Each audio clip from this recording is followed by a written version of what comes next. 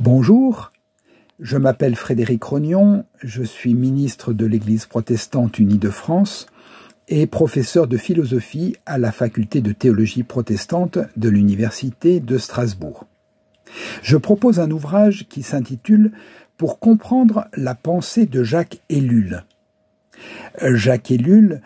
auteur du XXe siècle, il est mort il y a une trentaine d'années,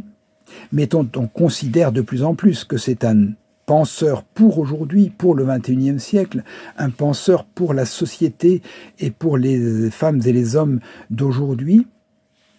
un penseur qui avait peut-être eu le tort d'avoir raison trop tôt, et qui est aujourd'hui enfin,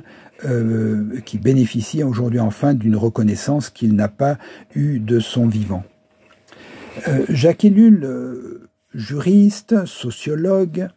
spécialiste de l'histoire des institutions, spécialiste aussi du phénomène de la propagande, critique de la société technicienne et à ce titre précurseur de l'écologie, mais aussi théologien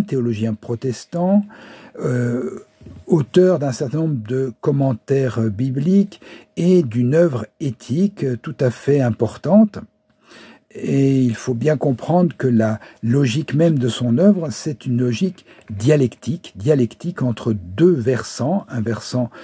sociologique, critique de la société moderne, et un versant théologique et éthique, puisque Jacques Ellul se demande toujours comment vivre en tant que chrétien dans cette société-là. Chacun des deux versants renvoyant à l'autre. Alors j'ai eu à cœur de proposer une introduction, une initiation à son œuvre, parce qu'on est souvent désarçonné par l'ampleur de sa pensée, par les difficultés d'entrer dans une œuvre aussi pléthorique, multidimensionnelle, assez difficile. Donc je propose plusieurs portes d'entrée, plusieurs grilles de lecture pour pouvoir s'approprier cette œuvre. Alors je le fais sous forme de dictionnaire avec un certain nombre d'entrées, de concepts, de figures, de théologiens, de philosophes auxquels il se réfère, et puis également une présentation de chacune des 67 œuvres qu'il nous a laissées, de manière à ce que le lecteur puisse se promener tout au long de ce livre et entrer à sa guise dans cette pensée et l'approprier d'une certaine manière. Et ainsi, j'essaye de montrer pourquoi est-ce que Jacques Ellul est considéré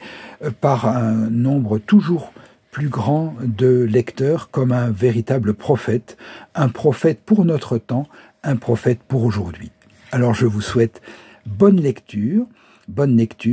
avec Jacques Ellul.